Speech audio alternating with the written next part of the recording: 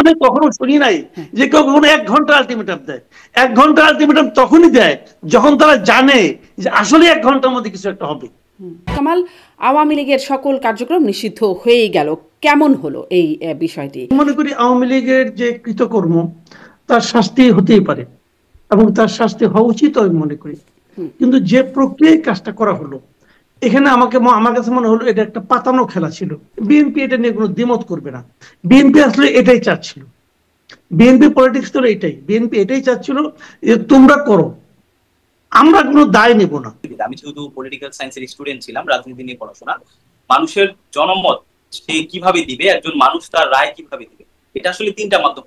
বাংলাদেশে আওয়ামী লীগ থাকবে কি থাকবে না, আওয়ামী লীগ চ্যাপ্টার ক্লোজ নাকি ওপেন, এই রায় বাংলাদেশ 5ই আগস্ট জনগণ দিয়ে দিয়েছে। তখন তো রায় দিয়েছিল সরকারকে পতন করানোর, তখন আপনারা এক দফায় যখন গিয়েছিলেন তখন সরকার পতনের দায় ছিল, আওয়ামী লীগকে একদম পার্মানেন্টলি নিষিদ্ধ করতে হবে এমন এমন কি সেই সময় আপনারাও দাবি করেছিলেন? যেটা একটু দলগত অপরাধ আমি কিন্তু ওভাবে দেখি না। আমার সঙ্গে আসলে চিন্তার পার্থক্যটা এই জায়গাটাতে। দেখেন, আওয়ামী লীগের প্রতি আমার বিশেষ কোনোই মায়া নাই, আওয়ামী লীগের নেতৃবৃন্দের প্রতি আমার কোনো মায়া নাই। আওয়ামী লীগ আমলে ব্যক্তিগত ভাবেও আমি অনেক ক্ষতিগ্রস্ত হয়েছি, এটা নিয়ে আমার কোনো বক্তব্য নাই। কিন্তু আমার কথাটা হলো কি, দেখেন আওয়ামী লীগ তো একটা অনেক পুরনো দল, এই দলের লিডারশিপের কারণে কিন্তু একটা দল কিন্তু লিডারশিপের কারণে কিন্তু চেঞ্জ হয়।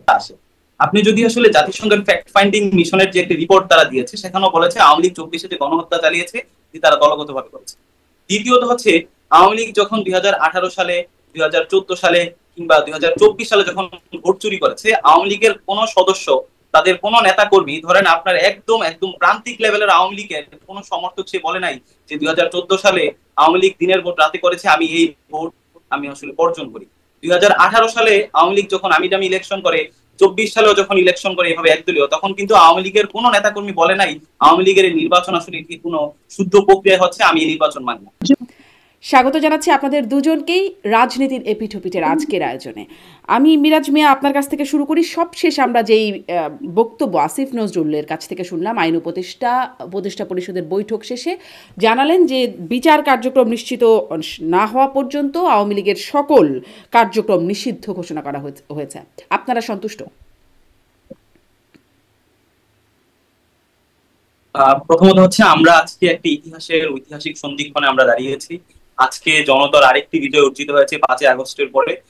আমরা আসলে আপনি দেখেছেন যে ফেসিবাদ বিরোধী যে জাতীয় ঐক্যের অধীনে সকল ফেসিবাদ বিরোধী রাজনৈতিক দল থেকে শুরু করে সকল ফেসিবাদ বিরোধী সংগঠনকে নিয়ে আওয়ামী লীগের বিচার এবং নিষিদ্ধের দাবিতে যমুনাতে যে আন্দোলনটি শুরু হয়েছে, তাদের স্পষ্ট 3টি দাবি ছিল। প্রথমত, আওয়ামী লীগকে একটি সন্ত্রাসী সংগঠন ঘোষণা করে তাকে নিষিদ্ধ করতে হবে। দ্বিতীয় দাবিটি স্পষ্ট ছিল যে আইসিটি আইনে সেখানে পরিবর্তন এনে আওয়ামী লীগকে দলগতভাবে বিচার করার জন্য একটি প্রভিশন যুক্ত করতে হবে। তৃতীয় দাবিটি ছিল জুলাইয়ের যে ঘোষণাপত্র সেটি জারি করতে হবে। আমরা আজকে কিছুক্ষণ আগে যেটি দেখেছি, আইন উপদেষ্টা একটি প্রেস বিজ্ঞপ্তিতে তিনি বলেছেন যে আওয়ামী লীগের তাকে হচ্ছে যে সন্ত্রাসী যে আইন আছে, যেভাবে ছাত্রলীগকে যে আইনের অধীনে নিষিদ্ধ করা হয়েছে, আওয়ামী লীগকে একটি সন্ত্রাসী সংগঠন হিসেবে তার যাবতীয় কার্যক্রম নিষিদ্ধ করা হয়েছে এবং বিচারিক যে প্রক্রিয়া সেটি হচ্ছে আইসিটি আইনে সংশোধন এনে দলগতভাবে তাকে বিচার করবে। যে কারণে আমরা মনে করছি যে আমাদের যে প্রথম দাবিটি ছিল সেই দাবিটি অর্জিত হয়েছে। আমাদের যে দ্বিতীয় দাবিটি ছিল যে আইসিটি আইন সংশোধন করে আওয়ামী লীগকে আইনিভাবে দলগতভাবে নিষিদ্ধ করতে হবে, সেই দাবির প্রক্রিয়া যেহেতু তারা মেনে নিয়েছে, দ্বিতীয় আইনটিও আমাদের দ্বিতীয় যে দফাটি সেটির সাথেও আমরা উত্তর পেয়েছি। তৃতীয়ত হচ্ছে আমাদের যেটি যে জুলাই যে আন্দোলন হয়েছে, এই জুলাইয়ের যে ঘোষণাপত্র সেটি জারি করতে হবে। এক্ষেত্রে আইন উপদেষ্টা বলেছেন যেটি আগামী 30 কার্য দিবসের মধ্যে। কিন্তু আপনি জানেন যে ছাত্র জনতা বর্তমানে হোটেল ইন্টারকন্টিনেন্টালের সামনে যে আন্দোলনটি তারা করছে, তারা বলছে জুলাইয়ের যে ঘোষণাপত্র এটি আগেও বিভিন্ন তারিখ দেওয়া হয়েছে। যখন ছাত্ররা মার্চ ফর ইউনিটি করেছিল, আপনি জানেন 31শে ডিসেম্বর, সেদিন থেকে 15 কার্য দিবসের কথা বলা হয়েছিল এবং সরকার থেকে এসেছে তারা আগামী 1 মাসের মধ্যে কিংবা অল্প সময়ের মধ্যে তারা জুলাইয়ের ঘোষণাপত্র জারি করবে, সেটি দেখেনি। সেখানে এক ধরনের বিলম্বিত আমরা দেখেছি, সরকারের থেকে তেমন কোনো গুরুত্বপূর্ণ উদ্যোগ আমরা দেখিনি। যে কারণে আমরা বলছি জুলাইয়ের যে ঘোষণাপত্র এটি প্রণয়নের জন্য 30 কার্য দিবসের প্রয়োজন। এটি যত দ্রুত সম্ভব এই ঘোষণাপত্র আদায় করি ছাত্র জনতা মাঠ থেকে নামবে। আমাদের দুটি দাবি আদায় হয়েছে, আর একটি দাবি আদায় না হওয়া পর্যন্ত ছাত্র জনতা মাঠ ছাড়বে না বলেই আমি বিশ্বাস করি। জি, 30 কার্য দিবসের মধ্যে আপনারা সেটি না, আপনারা আরো দ্রুত চাচ্ছেন। কিন্তু আমরা তো শুনেছি যে এই জুলাই চার্টার হবে জাতীয় ঐক্যমতের ভিত্তিতে, একটা ঐক্যমত প্রতিষ্ঠিত হবে, তার ভিত্তিতেই হবে জুলাই চার্টার। তো 30 কার্য দিবসের মধ্যে মানে 30 কার্য দিবসের মধ্যেও কি ঐক্যমত প্রতিষ্ঠিত হয়ে যাবে বলে আপনার মানে এটি মনে হচ্ছে? আর তার আগে কি আসলে সম্ভব সেই ঐক্যমত প্রতিষ্ঠার কাজটা? সম্ভব বলতে আপনার মার্চ ফর ইউনিটি যখন হয়েছিল গত 30শে ডিসেম্বর 2024 সালে, তখন থেকেই সরকার বলেছে সকল রাজনৈতিক দলগুলো নিয়ে তারা বারবার বসবে এবং বসার মাধ্যমেই তারা একটা ঐক্যমত্যে আসবে। আমরা মনে করি যে তারা রাজনৈতিক দলগুলোর সাথে একবার বসেছিল, আপনারাও জানেন যে একবার বসেছিল তারা, সেখানেও সব দল একমত হয়েছে। যেই জায়গাটিতে তারা একমত হতে পারেনি যে এই যে জুলাইয়ের যে ঘোষণাপত্র, এটির আসলে লিগাল প্রসিডিউর কি হবে, এটির আইনি প্রয়োগ কি হবে, এই ব্যাপারটিতে একমত হয়নি। তাই আমরা মনে করছি যে এই আইনি ব্যাপারটিতে একমত কিভাবে হবে, এই প্রসিডিউরটার জন্য আসলে 30 কার্য দিবসের প্রয়োজন নেই, এটিকে আরো দ্রুত বাস্তবায়ন করতে। জি, ধন্যবাদ মিরাজ ভাই, আপনার কাছে আবার আসবো। জনাব মাসুদ কামাল, আওয়ামী লীগের সকল কার্যক্রম নিষিদ্ধ হয়েই গেল, কেমন হলো এই বিষয়টি? সেটি তো একটু আপনার কাছ থেকে শুনতেই চাইবো। হয়তো পরবর্তীতে এর ইম্প্যাক্ট কি বা ফলাফল কেমন হবে এগুলো নিয়ে পরবর্তীতে কথা বলবো, কিন্তু আপনার সাথে সার্বিক একটু মূল্যায়ন আগে জানি যে কেমন হলো বিষয়টি। এটা যেটা হলো, এটা আমি ব্যক্তিগতভাবে এটা আমি পছন্দ করি নাই। আমি পছন্দ করি নাই এই কারণে যে আমি মনে করি আওয়ামী লীগের যে কৃতকর্ম তার শাস্তি হতেই পারে এবং তার শাস্তি হওয়া উচিত আমি মনে করি। কিন্তু যে প্রক্রিয়ায় কাজটা করা হলো, এখানে আমার কাছে মনে হলো এটা একটা পাতানো খেলা ছিল। পাতানো খেলা মানে সরকার সিদ্ধান্ত নিয়েছিল তারা এই কাজটা করবে, এবং এই এনসিপি তো এখানে দলীয় ভাবে ছিল কিনা আমি জানি না, আমি হাসনাত আব্দুল্লাহর কার্য মানে প্রভাবটাই দেখেছি। ছিল, নাহিদ ইসলামও দাবি জানিয়েছেন এই বিষয়ে, বলেছেন, মানে সেই হিসাবে তো ছিলই। ঠিক আছে, উনি একদিন ছিলেন, আজকে তো ওনার কোনো অবস্থান দেখিনি আমি, এবং সবকিছুই দেখলাম যে হাসনাত আব্দুল্লাহ করছে। এবং আমার কাছে মনে হয়েছে যে এদেরকে বলা হয়েছিল তোমরা এরকম একটা দাবি করো, তাহলে আমাদের পক্ষে কাজটা করা সহজ হয়, এবং ওনারা এই কাজটা করেছেন। এবং এখানে বিএনপির কি অবস্থান আমি জানি না, আমি বিএনপির কাছ থেকে এখন পর্যন্ত কোন রকম যে এটাকে তারা সমর্থন করেছে অথবা তারাও দাবি করেছে এরকমটা আমি শুনিনি। তবে আমি যতটুকু বিএনপি রাজনীতিটা বুঝি, বিএনপি এটা নিয়ে কোনো দ্বিমত করবে না। বিএনপি আসলে এটাই চাচ্ছিল, বিএনপি পলিটিক্স তো এটাই, বিএনপি এটাই চাচ্ছিল যে তোমরা করো, আমরা কোনো দায় নেব না। এই ছিল বিএনপির প্ল্যানটা আর কি। কারণ এই যে কাজটা করে বিএনপি তো সামনে নির্বাচন নিয়ে চিন্তা করতেছে, বিএনপির হিসাব নিকাশ অনুযায়ী এটা করলে পরে বিএনপির লাভ হবে, এবং বিএনপি সেই রাজনীতিটাই করছে। তারা শেষ মুহূর্ত পর্যন্ত দেখেছি আমি, মির্জা ফখরুল ইসলাম আলমগীর বলেছে যে কোনো দলকে নিষিদ্ধ করার দায়িত্ব আমাদের না। তারা এটা দাবিও করে নাই, তারা এটা করেও নাই, সরকার করেছে। কিন্তু এনসিপির দাবির প্রেক্ষিতে এবং এনসিপির সঙ্গে কতগুলি ইসলামপন্থী দল, তাদের দাবির প্রেক্ষিতে এটা সরকার এই সিদ্ধান্তটা নিয়েছে। এবং আমি মনে করি এই সরকার, এই অন্তর্বর্তীকালীন সরকার, পরবর্তী সময় তো অন্তর্বর্তীকালীন সরকারের অনেক সিদ্ধান্ত নিয়ে মূল্যায়ন হবে, কিন্তু কারণ সবসময় মনে রাখতে হবে আজকের দিনটাই কিন্তু শেষ দিন না। কিন্তু আনফরচুনেটলি যারা ক্ষমতায় থাকে তারা মনে করে আজকের দিনটাই শেষ দিন, এরপরে আরো অনেক দিন আসে, এবং সেই দিনগুলিতে এই অন্তর্বর্তীকালীন সরকারের প্রত্যেকটা কর্মকাণ্ড নিয়ে কিন্তু চুলচেরা বিশ্লেষণ হবে, দেশে হবে, দেশের বাইরে হবে। তারা তাদের আনডেমোক্রেটিক যে কটা কাজ এই সরকার করেছে বলে বলা হবে পরবর্তীতে, তার মধ্যে শীর্ষস্থানে থাকবে এই কাজটা। এটা যদি তারা নির্বাহী আদেশের মাধ্যমে না করে একটা সিস্টেমেটিক ওয়েতে করতো, আমার কোনো আপত্তি ছিল না। তারা এই কাজটা করার জন্য হাসিনা সরকারের না, ঠিক আওয়ামী লীগ সরকারের একদম শুরুর দিকে একটা কালো আইনকে তাদেরকে পুঁজি করতে হয়েছে। আমরা একটা আইনকে কালো আইন বলি কেন? আমরা একটা আইনকে কালো আইন বলি কেন? এই কারণে বলি যে এই আইনটা দ্বারা এমন এমন কাজ করা হয় যা নাকি স্বাভাবিক সময়ে স্বাভাবিক নিয়মে করা সম্ভব ছিল না। সেরকম একটা আইন প্রয়োগ করে তাদেরকে এই কাজটা করতে হয়েছে। এটা কোনো ভালো উদাহরণ হবে বলে আমার কাছে মনে হয় না। জি, মাসুদ কামাল, আপনাকে ধন্যবাদ। আমি এই পাতানো খেলা যে বিষয়টা আপনি বললেন, আমি মিরাজ ভাই আপনার কাছ থেকে একটু শুনতে চাইবো যে এটি আসলেই পাতানো খেলা কিনা। আমি একটু সাথে এই প্রশ্নগুলো কিছু পয়েন্টও যোগ করে দিই, তাহলে আপনি হয়তো এই ভালো করে বিশ্লেষণ করবেন যে 9 মাস পরে হঠাৎ করে, মানে 9 মাস ধরেই আমরা আন্দোলনের বিষয়টা বা আওয়ামী লীগ নিষিদ্ধের দাবিটার বিষয়ে আমরা জানি আপনাদের আছে, কিন্তু এমন হঠাৎ একটা আন্দোলন শুরু হয়ে গেল, বড় মাপের আন্দোলন যমুনার সামনে, যেখানে 144 ধারা জারি আছে, যেখানে প্রাথমিক শিক্ষকেরা যদি আন্দোলন করতে যায় তাদেরকে গরম পানি ছুড়ে তাদেরকে তাকে ওখান থেকে সরিয়ে দেওয়া হয়। একটা ছবিও খুব ভাইরাল ছিল ওই সময়, যে মায়ের কোল থেকে শিশু ছিটকে পড়ছে, আন্দোলনকে দমানোর জন্য এমন আগ্রাসী অবস্থায় তখন সরকার। অথচ আপনাদের এই আন্দোলন যখন হচ্ছে তখন সেখানে শীতল পানি দেয়া হচ্ছে, উপর দিয়ে পানি ছেটানো হচ্ছে, খাবার পানি সরবরাহ করা হচ্ছে, 144 ধারা ভেঙে আপনারা করতেও পারছেন, মানে কিছুই একরকম সহায়তা, প্রশাসনের আশ্রয় প্রশ্রয়ে আন্দোলনটা করা হচ্ছে। তাহলে কি আসলে পাতানো খেলাই, মানে সেরকম পয়েন্টে কি সমীকরণটা মেলে?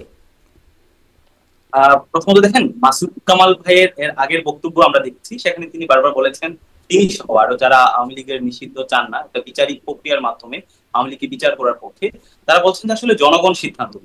তো এই জায়গাটা থেকে আপনি জানেন যে বাংলাদেশ যে কোনো রাজনীতিতে, আমি যেহেতু পলিটিক্যাল সায়েন্সের স্টুডেন্ট ছিলাম, রাজনীতি নিয়ে পড়াশোনা, মানুষের জনমত সে কিভাবে দিবে, একজন মানুষ তার রায় কিভাবে দিবে, এটা আসলে তিনটা মাধ্যম। একটা হচ্ছে আপনার গণ অভ্যুত্থানের মাধ্যমে, যে কোনো রেজিমের পক্ষে বিপক্ষে মানুষ তার রায়টি দিয়ে থাকে। দ্বিতীয়ত হচ্ছে মানুষ নির্বাচন কিংবা ভোটাভুটির মাধ্যমে রায়টা দিয়ে থাকে। তৃতীয়ত হচ্ছে যদি কোনো ঐতিহাসিক মুহূর্ত থাকে যেটা রাষ্ট্রের সিকিউরিটি থেকে শুরু করে সার্বভৌমত্বের সাথে শুরু করে জনমানুষের সাথে রিলেটেড, এমন কোনো যদি রায় হয় তাহলে সেটি গণভোটের মাধ্যমে দিয়ে থাকে। বাংলাদেশে আওয়ামী লীগ থাকবে কি থাকবে না, আওয়ামী লীগ চ্যাপ্টার ক্লোজ নাকি ওপেন, এই রায় বাংলাদেশ 5 আগস্ট জনগণ দিয়ে দিয়েছে। অর্থাৎ গণ আন্দোলনের মাধ্যমে জনগণ তার মতামত যেভাবে প্রকাশ করে, সেটি কিন্তু 5 আগস্ট বাংলাদেশ দিয়ে দিয়েছে যে আওয়ামী লীগ যে চ্যাপ্টার সেটি বাংলাদেশে। তাহলে আপনারা আবার আন্দোলন করলেন কেন? সেটা যদি ক্লোজড হয়ে যায় তো হয়েই তো। আমরা আন্দোলনটা কেন করছি? আমরা দেখেছি যে এই সরকার আওয়ামী লীগকে তারা নিষিদ্ধ করার ব্যাপারে তারা গড়িমসি দেখিয়েছে। দ্বিতীয়ত আওয়ামী লীগের যারা আছে তাদের আসলে বিচারিক প্রক্রিয়াতে তাদেরকে না এনে, তারা আসলে যারা চিহ্নিত যারা সন্ত্রাসী ছিল, যারা বিগত 15 বছর এদেশের রাষ্ট্রীয় ইনস্টিটিউশনকে ধ্বংস করেছে, মানুষের ভোটার অধিকার হরণ করেছে, যারা লক্ষ কোটি টাকা বিদেশে পাচার করেছে, তাদের আমরা অগ্রগতি বিচারের তেমন কোনো অগ্রগতি দেখি নাই। যে কারণে আপনি দেখেছেন যে এই জুলাই গণ অভ্যুত্থানের যারা সামনের কাতারে নেতৃত্ব দিয়েছে তাদের মধ্যে একজন হচ্ছে হাসনাত আব্দুল্লাহ। তার একটি রাজনৈতিক পরিচয় বর্তমানে সে একজন এনসিপির নেতা, সে একজন এনসিপির সদস্য। কিন্তু একই সাথে এই হাসনাত, সে যেমন এনসিপির সদস্য, পাশাপাশি তাদের ডাকে যেই সকল মানুষ রাস্তায় নেমে জুলাই আন্দোলনে অংশগ্রহণ করেছে, সেই জুলাই আন্দোলনের প্রতি তার একটি দায়বদ্ধতা আছে। সেই দায়বদ্ধতা থেকে হাসনাত, সে একজন জুলাইয়ের একজন অগ্রগণ্য সৈনিক হিসেবে সে মানুষকে ডাক দিয়েছে যে আওয়ামী লীগ নিষিদ্ধের দাবিতে সরকার যে আপনার যে ঢিলেমি করছে, সেই জায়গা থেকে সেই আন্দোলনে ডাক দিয়েছে। তার ডাকে এদেশের ফেসিবাদ বিরোধী যতগুলো শক্তি আছে সবাই কিন্তু একত্রিত হয়েছে। আপনি আজকে শাহবাগ দেখেন, গতকাল শাহবাগের আন্দোলন দেখেন, যমুনাতে যে মঞ্চ করে যে আন্দোলনটি হয়েছে সেখানে ফেসিবাদ বিরোধী সকল দল ছিল। এখন আওয়ামী লীগ নিষিদ্ধের ব্যাপারে আপনি দেখেন যে আওয়ামী লীগ নিষিদ্ধের ব্যাপারে বাংলাদেশে বর্তমানে ফেসিবাদ বিরোধী যতগুলো দল আছে তারা কিন্তু সবাই এক। মানে আমি প্রশ্ন করছি, বিএনপি কি ছিল? বিএনপি কি তো দেখি নাই। বিএনপি তারা বারবার বলেছে তারা আওয়ামী লীগকে এই দেশের জনগণ আওয়ামী লীগ আর দেখতে চান। এটি আজকেও বিএনপির মির্জা ফখরুল ইসলাম বলেছেন। কিন্তু আওয়ামী লীগ নিষিদ্ধের প্রক্রিয়াটি সেটি নির্বাহী আদেশে হবে নাকি সেটি যে আন্তর্জাতিক অপরাধ ট্রাইব্যুনালের মাধ্যমে দলগতভাবে বিচারের অধীনে হবে? অর্থাৎ আওয়ামী লীগ নিষিদ্ধের প্রক্রিয়াটি এটি নির্বাহী আদেশ নাকি হচ্ছে আপনার আইসিটি অপরাধ যে আইনগতভাবে হবে, এই প্রক্রিয়া নিয়ে দ্বন্দ্ব ছিল। কিন্তু দলমত নির্বিশেষে ফেসিবাদ বিরোধী যত দল ছিল, বিএনপি সহ থেকে শুরু করে এনসিপি থেকে শুরু করে, সবাই কিন্তু আওয়ামী লীগ নিষিদ্ধের দাবিতে একমত। যে কারণে আমরা বলছি এই যে আওয়ামী লীগ নিষিদ্ধের দাবিতে যেটি মাকসুদ কামাল ভাই যেটি একটু আগে বললো, যেটি আসলে একটি পাতানো খেলা, এটি আসলে পাতানো খেলা না। কারণ এটি কিন্তু জনগণই তার যে গণ অভ্যুত্থানের মাধ্যমে তাদের রায়টি দিয়ে দিয়েছে। দ্বিতীয়ত এই যে আন্দোলন, এখানেই প্রশ্ন, জনগণ রায় দিয়ে দেওয়ার পর আবার নিষিদ্ধ করতে হয় কেন? রায় যদি দিয়েই দেয় আবার নতুন করে নিষিদ্ধ করতে হয় কেন? আর জনগণ তো রায় দিয়েছিল সরকারকে পতন করানোর। তখন আপনারা এক দফায় যখন গিয়েছিলেন তখন সরকার পতনের দায় ছিল। আওয়ামী লীগকে একদম পার্মানেন্টলি নিষিদ্ধ করতে হবে এমন কি সেই সময় আপনারাও দাবি করেছিলেন? তখন তো এই দাবিটা ছিল না। দাবিটা ছিল কারণ আওয়ামী লীগ হচ্ছে দলগতভাবে এই অত্যাচারটি করেছে। আপনি আওয়ামী লীগ দলগতভাবে জুলাইয়ের যে 24-এর ছাত্র জনতার অভ্যুত্থান, এখানে 2000 মানুষকে যে শহীদ করেছে, এটা আওয়ামী লীগ কিন্তু কোনো ব্যক্তি শেখ হাসিনা করেনি কিংবা কোনো আওয়ামী লীগের কোনো ব্যক্তি নেতা করেন, এটা দলগতভাবে তারা করেছে। আমরা শুধু এই 2024-এর কথাই বলছি না, সাপ্লায় যে গণহত্যা চালানো হয়েছিল, আপনার পিলখানায় যে গণহত্যা চালানো হয়েছিল, আমরা বলছি এই সকল গণহত্যা আওয়ামী লীগ দলগতভাবে করেছে। আওয়ামী লীগ যে যত 15 বছরে যে গুম খুন যে নির্যাতন করেছে সেটি তারা দলগতভাবে করেছে। যে কারণে আওয়ামী লীগের নিষিদ্ধ সেটি দলগতভাবে করতে হবে। এবং এই জায়গা থেকে আসলে এটি কোনো পাতানো খেলা নয়, এটি আসলে এই দেশের জনগণের দাবি। কারণ আপনার এদেশের মানুষ তারা 5 তারিখে যেমন রায় দিয়েছে, এখন সরকার এটি রায়ের মাধ্যমে এই জনগণের এই দেশের যে ভূখণ্ড, এই ভূখণ্ডের একটি দ্বিতীয় বিজয় অর্জিত হয়েছে বলে আমি মনে করছি। যে কারণে আসলে এটি কোনো পাতানো খেলা না। দ্বিতীয়ত আসলে যেটি বলছে যে এই আওয়ামী লীগ নিষিদ্ধের দাবিতে শাহবাগে যে আন্দোলনটি হচ্ছে এটি আসলে এক ধরনের ইসলামপন্থীদের আন্দোলন। এখানে আসলে শুধু ইসলামপন্থী না, এখানে দলমত নির্বিশেষে এখানে সকল আপনার ফেসিবাদ বিরোধী বা এই জুলাইকে কেন্দ্র করে যে সংগঠনগুলো হয়েছে, এখানে ইনকিলাব মঞ্চ থেকে শুরু করে, এনসিপি থেকে শুরু করে, জামাত থেকে শুরু করে, ইসলামী আন্দোলন থেকে শুরু করে, খেলাফত থেকে শুরু করে, এখানে সব দলের পার্টিসিপেশন আছে। যে কারণে আমরা বলছি আসলে এটি কোনো একক ব্যানারে কিংবা একক নেতৃত্ব হচ্ছে না, এটি জুলাইয়ের ব্যানারে যেমন হচ্ছে, এবং জুলাইয়ের সাথে যারা ফেসিবাদ বিরোধী আন্দোলনে যারা সম্পৃক্ত ছিল তাদের সবার এখন পার্টিসিপেশন রয়েছে। জি, আরেকটা বিষয় যেটির কথা মাঝে মাঝে আমরা মাসুদ কামালের বিভিন্ন কন্টেন্ট থেকেও আমি দেখেছি বা আমরা দেখি, যেগুলো মানে আওয়ামী লীগের একটা বড় কর্মী সমর্থক ভোটার নেতাকর্মীরা তো আছেন, এই সংখ্যাটা খুব ছোট না, বেশ বড় একটা সংখ্যা। তারা একাধিকবার ক্ষমতায় থেকেছে, বিরোধী দলে থেকেছে, একদম ঐতিহাসিক রাজনৈতিক দল হিসেবে থেকেছে, তারপর তাদের নানান অকর্ম আছে, মানে অপকর্ম আছে, সেগুলোও যেমন একই সাথে সত্যি। এই মানুষগুলোর প্রতি একটা অবিচার হচ্ছে না আওয়ামী লীগ নিষিদ্ধ করাটা? মানে এখনো যেই জরিপ আমরা দেখছি সেখানেও মানে এনসিপির চেয়ে আওয়ামী লীগ এগিয়ে ভোটের জরিপে। না দেখেন, ভোটের জরিপে হচ্ছে এখানে প্রথম যে বিষয়টি হচ্ছে আওয়ামী লীগ নিষিদ্ধ করা মানে এটি নয় যে আওয়ামী লীগের বাংলাদেশের 40,000 ওয়ার্ডে যে আওয়ামী লীগ নেতাকর্মী আছে, সমর্থক গোষ্ঠী আছে, তাদেরকে নিষিদ্ধ করা। এখানে আওয়ামী লীগকে দলগতভাবে নিষিদ্ধ করার মানে হচ্ছে আওয়ামী লীগের ব্যানারে যারা দলগতভাবে, যারা চিহ্নিত খুনি, যারা চিহ্নিত টাকা পাচারকারী, যারা চিহ্নিত ভাবে এদেশের প্রতিষ্ঠানকে, এদেশের সাংবিধানিক যতগুলো প্রতিষ্ঠানকে ধ্বংস করেছে, তাদেরকে বিচারের অধীনে আনতে হবে। যারা কোনো ফৌজদারি অপরাধে লিপ্ত না, যারা এই গণহত্যার সাথে জড়িত ছিল না, আওয়ামী লীগের সে সকল নেতা কর্মীরা তো এইসবের বাইরে, তারা আওয়ামী লীগ করতে পারবে না। যারা গণহত্যা, তারা আওয়ামী লীগ করতে পারবে না, কারণ আপনি নিষিদ্ধ দলকে তো কোনো নেতা কর্মী সাপোর্ট করতে পারেন। এটি হচ্ছে প্রথম।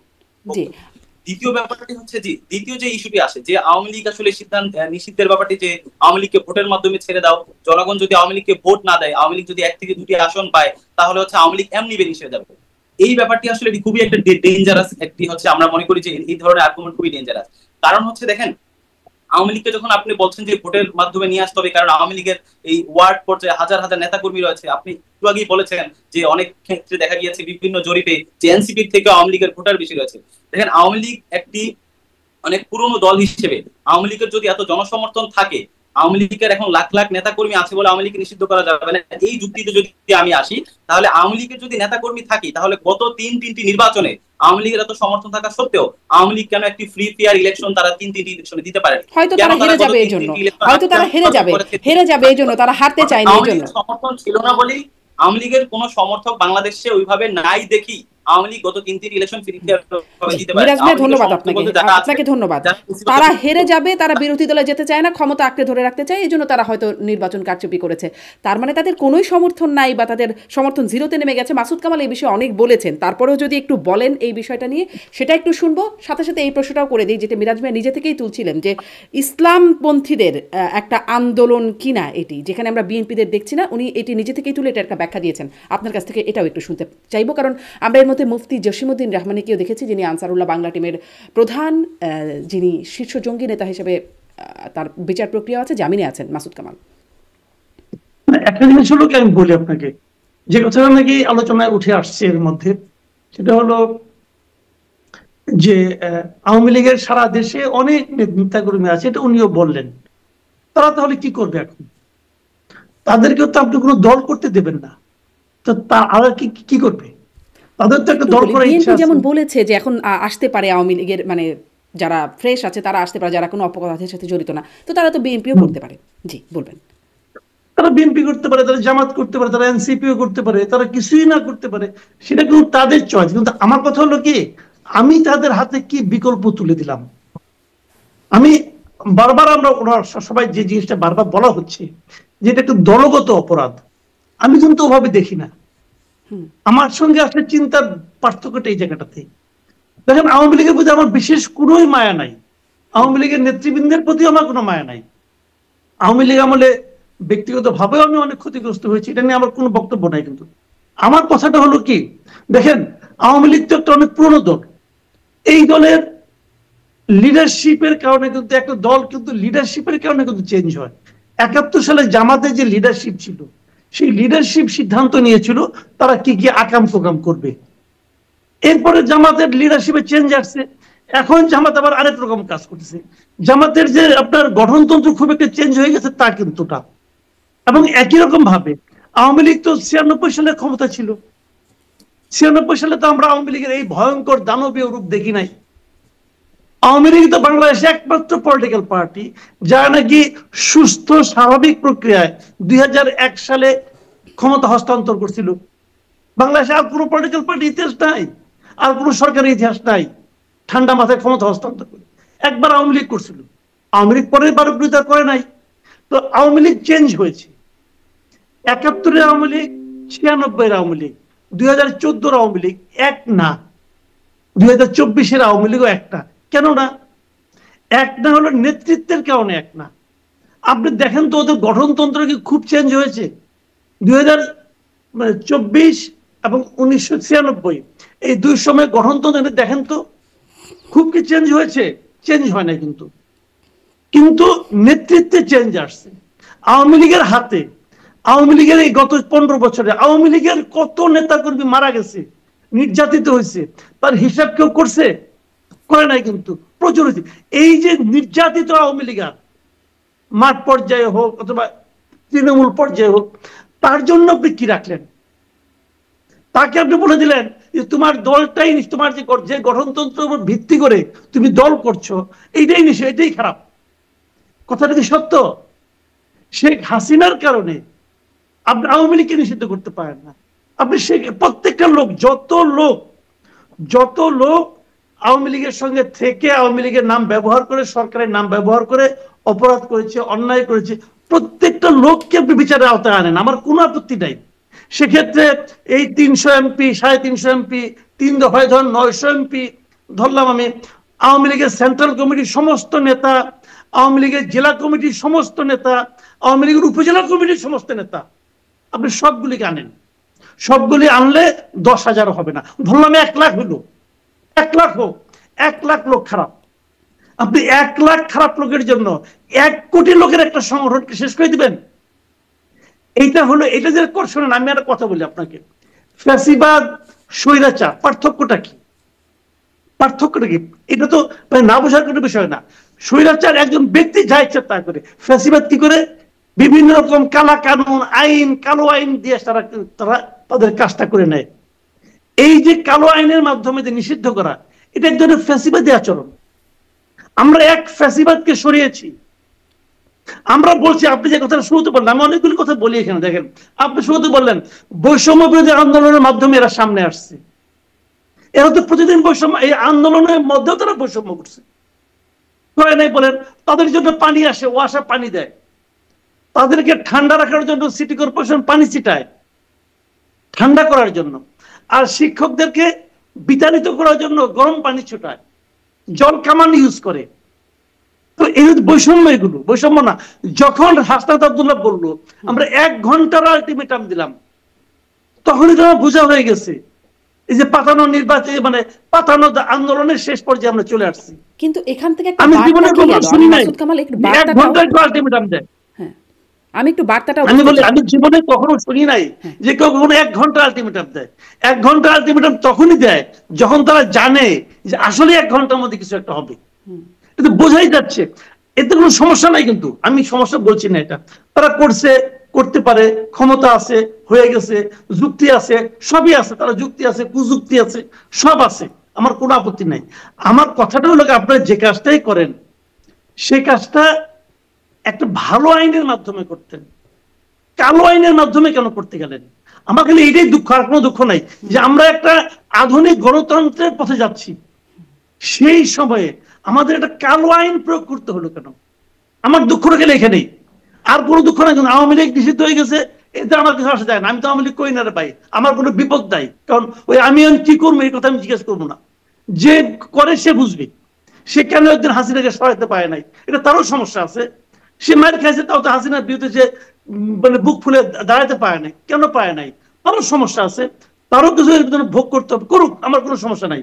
কিন্তু আমার কথা হলো যে এই সরকারের গায়ে যে একটা কালিমা লেপন হয়ে গেল, এই সরকার এই কাজটা কেন করলো? কারণ আলটিমেটলি কিন্তু এটা পরে আলোচনা হবে। এবং বিএনপি দেখেন কি করলো, এখানে বিএনপি একটা সুন্দর পদ্ধতি অবলম্বন করলো। সে এই আওয়ামী লীগ নিষিদ্ধ করার কারণে ভোটের রাজনীতিতে সামনে সবচেয়ে লাভবান হবে বিএনপি, কিন্তু বিএনপি কিন্তু গায়ে কায়দা লাগাইলো না। কিন্তু আমার কিন্তু বিএনপি নিয়ে টেনশন নেই, আমার টেনশন হলো এই অন্তর্বর্তীকালীন সরকার নিয়ে। কারণ এই সরকারটা তো নির্দলীয় সরকার, তাদের ভূমিকাটা এমন কেন হলো? আমি এই জায়গাটা আমাকে আপত্তি, আর কিছু না। আপনারা নির্বাহী আদেশের মাধ্যমে করছেন, আদেশ আইন আছে, কালো আইন তো বাতিল হয় নাই, কাজে আইনে আপনি প্রয়োগ করতেই পারেন, কোনো সমস্যা নাই, করেন আপনারা। কিন্তু এটা নিয়ে কিন্তু সামনের দিনগুলি দেখেন আপনি, দেশে আলোচনা হবে, বিদেশে আলোচনা হবে। জাতিসংঘে রিপোর্ট দিয়ে গেছে, ওখানে কি তারা বলে না এইগুলির ব্যাপারে, যে কোনো পলিটিক্যাল পার্টি নিষিদ্ধের ব্যাপারে তারা তো একটা অপিনিয়ন দিয়ে গেছে। ওদের অপিনিয়ন মানতে হবে, এরকম কোনো আইন নাই। কিন্তু আমি ওগুলো বলছি না, আমি সব ব্যাপারে আমি মানে ফ্লেক্সিবল হতে চাই। কিন্তু আমার কোশ্চেন হলো সরকার কেন এই ফাঁদে পা দিল? দরকার ছিল না। আরো আগে দেখেন, আরো আগে প্রধান উপদেষ্টা কমপক্ষে আমি 3টা বিদেশি মিডিয়ায় তাদেরকে আমি ওনাকে বলতে শুনছি, উনি বলেছেন এই সরকারের আওয়ামী লীগকে নিষিদ্ধ করার কোনো আওয়ামী লীগ বলে নাই, কোনো রাজনৈতিক দলকে নিষিদ্ধ করার কোনো পরিকল্পনা নাই। ডক্টর ইউনূসের মুখ দিয়ে এটা 3বার উচ্চারিত হয়েছে, কমপক্ষে, বেশি হতে পারে, আমি 3বার শুনছি। হয়েছে তো এখন যদি তাকে জিজ্ঞাসা করে, ওই সাংবাদিক জিজ্ঞাসা করে যে আপনি এই কাজটা কেন করলেন, আপনি তো বলছিলেন আগে, তখন উনি বলবে কি স্টুডেন্টদের উপর দায় চাপাবে, বলবে যে ওরা সবাই চাইছে গণদাবির প্রশ্ন, তাহলে আমি ওই তর্কের খাতিরে প্রশ্ন, ধরেন আমি একটা কুতর্কই করতেছি, ধরা যাক। সেটা হলো যে যখন উনি যেদিন উনি বললেন ওই দিন কেন স্টুডেন্ট আন্দোলনের নামলো না, এতদিন পরে কেন? জি, আপনার এই প্রশ্নের উত্তরটা আমি একটু মিরাজ মিয়ার কাছ থেকে নেই। এতদিন পরে কেন, এমন 1 ঘন্টার আলটিমেটাম এতদিন পরে এসে, মানে 9 মাস পরে এসে, এর মধ্যে আমি যেটি বলছিলাম যে আপনারা তো দাবিটা করে আসছেন, এখন এসে এমন তড়ি ঘড়ি করে হুট করে, যেটা বিভিন্ন গণমাধ্যমে যে শিরোনাম আকস্মিকভাবে বলা হচ্ছে, কেন আপনারা এটা করলেন? প্রথমত দেখেন, আমরা কিন্তু এই দাবিটি, জনগণ থেকে যে দাবিটি আসছে বারবার যে আওয়ামী লীগকে নিষিদ্ধ করতে হবে, এই দাবি কিন্তু গণ অভ্যুত্থানের 5 তারিখের পর থেকেই কিন্তু এই দাবি চলমান। এখন এই মুহূর্তে হঠাৎ করে এই দাবিটি অনেক বেশি এক্সিলারেট হয়েছে এই কারণে যে সাবেক রাষ্ট্রপতি, যিনি দেশ থেকে রাতে বের হয়ে চলে গিয়েছেন, তাকে কিভাবে দেশ থেকে বের হতে দেওয়া হলো, ঠিক যেভাবে আওয়ামী লীগের সব বড় বড় যারা চিহ্নিত অপরাধী খুনি যারা দেশ থেকে বের হয়ে যাচ্ছে, এই একটা খুব তাৎক্ষণিক প্রতিক্রিয়া থেকেই কিন্তু এই আন্দোলন আরেকটা মোমেন্টাম। এর জন্য তো আপনারা সরকারের বিরুদ্ধে আন্দোলন করবেন, যে সরকার কি করলো যে পালিয়ে গেল তারা বা দেশ ছেড়ে গেল। এই ইস্যুটাকে, এটাতে একটা মোমেন্টাম পাবলিক সেন্টিমেন্ট ক্রিয়েট করেছে। দ্বিতীয়ত হচ্ছে মাসুদ কামাল ভাই যেটা বললেন যে 1972-এর আওয়ামী লীগ এবং 2009 সালের আওয়ামী লীগ কিংবা 18 কিংবা 24-এর আওয়ামী লীগ, এটি আসলে একটা। আমরা যেটি বলছি আসলে বারবার, যে বাংলাদেশে আওয়ামী লীগ যতবার রাষ্ট্র পুনর্গঠনের সুযোগ পেয়েছে ততবার তারা রাষ্ট্রের গণতান্ত্রিক কাঠামোকে ধ্বংস করেছে। এটা যার নেতৃত্বে আসে, আপনি 1972 থেকে 75 সালের ইতিহাস দেখেন, আওয়ামী লীগ সেখানে দলগতভাবে তারা বাকশাল কায়েম করেছে, রাজনৈতিক দলগুলোকে নিষিদ্ধ করেছে, সেখানে জাসদের হাজার হাজার নেতাকর্মীকে তারা হত্যা করেছে, পত্রিকাগুলোর উপর নিষেধাজ্ঞা জারি করেছে। আপনি 2018 থেকে 2018 নেতৃত্ব বলেন, 9 সালের নেতৃত্ব বলেন, 24-এর আওয়ামী লীগ বলেন, তারাও কিন্তু ঠিক সেম বাকশাল 2 কায়েম করেছে। আওয়ামী লীগ 1972 থেকে 75-এ তারা যে কাজ করেছে তার থেকেও তারা ছাড়িয়ে গিয়েছে এই পরবর্তী নেতৃত্বে, একদম সেম কাদায় রাষ্ট্রের প্রতিষ্ঠানকে ধ্বংস করেছে। মানুষ গত 3টি ইলেকশন তো মানুষ ভোটই দিতে পারে, তার আগে 1-2 নির্বাচন হয়েছে, নির্বাচন হয়েছে। যে কারণে আমরা বলছি আওয়ামী লীগ যখনই রাষ্ট্র গঠনের সুযোগ পেয়েছে তারা এই দেশের রাষ্ট্রীয় প্রতিষ্ঠানকে যেমন ধ্বংস করেছে, মানুষের ভোটাধিকার হরণ করেছে, ঠিক একইভাবে আমরা বলছি যে আওয়ামী লীগ আসলে। দ্বিতীয়ত আসলে মাসুদ কামাল ভাই যেটি বললেন যে এই যে আওয়ামী লীগের হাজার হাজার সমর্থক আছে, যে তাদের আপনি কি করবেন। এখন আমরা যেটা বলছি, যে কারণে আমরা বারবার বলছি আওয়ামী লীগকে দলগতভাবে, যে কারণে দলগত যখন আপনি বলেন তখনই কিন্তু এই সমর্থকদের কথাটা আসে। আপনি যদি আসলে জাতিসংঘের ফ্যাক্ট ফাইন্ডিং মিশনের যে একটি রিপোর্ট তারা দিয়েছে, সেখানেও বলেছে আওয়ামী লীগ 24-এ যে গণহত্যা চালিয়েছে তারা দলগতভাবে করেছে। দ্বিতীয়ত হচ্ছে আওয়ামী লীগ যখন 2018 সালে, 2014 সালে কিংবা 2024 সালে যখন ভোট চুরি করেছে, আওয়ামী লীগের কোন সদস্য, তাদের কোন নেতা কর্মী, ধরেন আপনার একদম প্রান্তিক লেভেলের আওয়ামী লীগের কোন সমর্থক সে বলে নাই যে 2014 সালে আওয়ামী লীগ দিনের ভোট রাতে করেছে, আমি এই ভোট আমি আসলে বর্জন করি। 2018 সালে আওয়ামী লীগ যখন আমি ইলেকশন করে, 24 সালেও যখন ইলেকশন করে এভাবে একদলীয়, তখন কিন্তু আওয়ামী লীগের কোন নেতাকর্মী বলে নাই আওয়ামী লীগের নির্বাচন আসলে কি কোনো শুদ্ধ প্রক্রিয়া হচ্ছে, আমি এই নির্বাচন মানি না। তারা দল হিসেবে আওয়ামী লীগ যেটা করেছে, তাদের নেতাকর্মী, তাদের সমর্থক সবাই সেটা মেনে নিয়েছে। আওয়ামী লীগ যখন সাপ্লাই গণহত্যা চালিয়েছে, তখন আওয়ামী লীগের কোন নেতাকর্মী বলেনি যে আওয়ামী লীগ এভাবে গণহত্যা চালাতে পারে, অর্থাৎ দল গণহত্যা চালিয়েছে, সকল নেতাকর্মী সেটাতে সমর্থন দিয়েছে। আওয়ামী লীগ 24-এ ছাত্র জনতার আন্দোলনে যেভাবে গণহত্যা চালিয়েছে, তাদের সকল সমর্থকও সেটাতে বলেছে, তারাও কিন্তু সেটাকে সমর্থন দিয়েছে। এবং আপনি যদি এখনো দেখেন দলগতভাবে মাসুদ কামাল ভাই যেটা বলেন যে একটি শুদ্ধ আইনে, একটি আন্তর্জাতিক স্ট্যান্ডার্ড মেনে আওয়ামী লীগের বিচার হওয়া উচিত, এটি কিন্তু আমাদের থেকে এই দাবিটি আছে। আমরা শুরু থেকেই বলে আসছি যে আন্তর্জাতিক যে ট্রাইব্যুনাল আইনে সেখানে দলগতভাবে বিচার করার প্রভিশন যুক্ত করে, আন্তর্জাতিক স্ট্যান্ডার্ড রক্ষা করে সেখানে বিচার করতে হবে।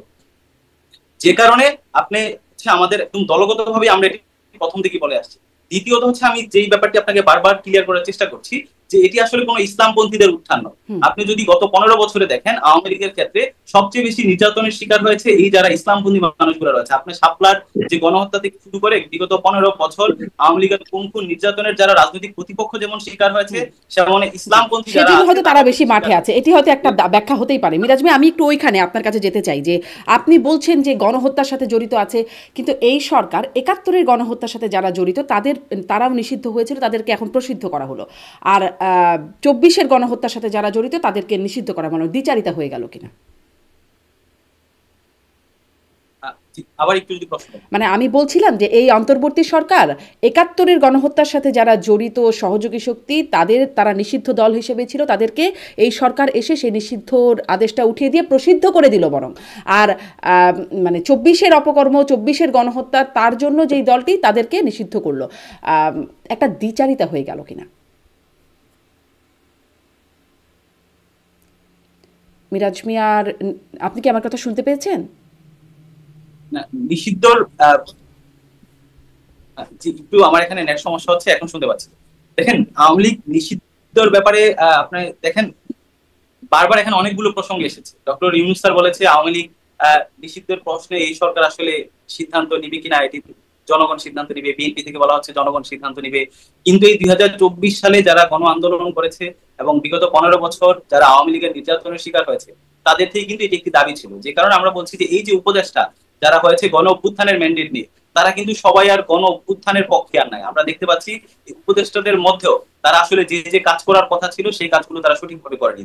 আজকে 9 মাস তাদের পার হতে চলেছে, আওয়ামী লীগের বিচারিক প্রক্রিয়ার কোনো উন্নতি তারা করেনি। তারপরে হচ্ছে যারা টাকা পাচার করেছে, গুম খুনের সাথে জড়িত ছিল, তাদেরও কোনো বিচারিক প্রক্রিয়া আমরা দেখি। রাষ্ট্রযন্ত্রের যে সংস্কারের কথা বারবার বলা হচ্ছে, যে মৌলিক সংস্কার, সেই সংস্কারেরও তারা খুব বেশি অগ্রগতি দৃশ্যমান তারা পদক্ষেপ দেখাতে পারেনি।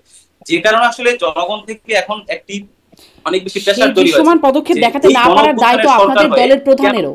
তিনি থেকে কিছুই তো করতে পারেন নাই। তিনি যখন মানে তথ্য উপদেষ্টা ছিলেন, নাহিদ ইসলাম সরকারের গুরুত্বপূর্ণ উপদেষ্টা ছিলেন, তিনিও তো কিছু করতে পারলেন না। তারপর তো তিনি রাস্তায় নেমে আসলেন, রাজপথে নেমে আসলেন। তো পারেন তো আসলে কেউই না। আমাদের দলের সে আসলে পুরো সরকারের সে কিন্তু একটি অংশ ছিল। এই সরকার বলতে আসলে উপদেষ্টারা যেমন ছিল, সেই সরকারের একটি পার্ট নাহিদ ইসলাম ছিল, তেমনই ভাবে এই উপদেষ্টাদের নির্বাহী আদেশ বলেন, যে কোনো কার্যক্রম যারা বাস্তবায়ন করে, আমলাতান্ত্রিক কাঠামো, এই কাঠামো আমরা দেখেছি বিগত 15 বছরের যে স্ট্রাকচার, সেই ফেসিবাদী স্ট্রাকচার রেখেই এই উপদেষ্টা মন্ডলী যখন কাজ করতে গিয়েছে তার পদে পদে বাধাগ্রস্ত হয়েছে। যে কারণে আমরা বলছি এই সংস্কারটা শুধু আওয়ামী লীগের সংস্কার বিচার বলি বা সংস্কার বলি, এটা রাষ্ট্রের প্রত্যেকটা জায়গায় সংস্কারটা আসতে হবে। রাষ্ট্রের ইনস্টিটিউশন থেকে শুরু করে, আমলাতন্ত্র থেকে শুরু করে, রাষ্ট্রের সংবিধান থেকে শুরু করে, প্রত্যেকটা জায়গায় যাতে একটা বেসিক সংস্কার নিয়ে আসতে পারে। কিন্তু দুঃখজনক হলো দেখা যাচ্ছে এই সরকার আসলে দৃশ্যমান তেমন বেশি সংস্কার তারা করতে পারেনি। যে কারণে আমরা এখন জোরালো ভাবে বলছি যে এই সরকার সে যাওয়ার আগে, যেহেতু সে বলেছে নির্বাচনের ব্যাপারটি কিন্তু এস্টাবলিশ, যে গত আগামী ডিসেম্বর থেকে জুনের মধ্যে তারা নির্বাচন দিয়ে যাবে, এই দিয়ে যাওয়ার আগেই তারা যেন মৌলিক সংস্কারটি অন্তত ন্যূনতম সংস্কার করে যেতে পারে, সেজন্য একটি প্রেসার গ্রুপ হিসেবে আমরা যেমন আগেও ছিলাম, এখনো আমরা কাজ করতে চাচ্ছি।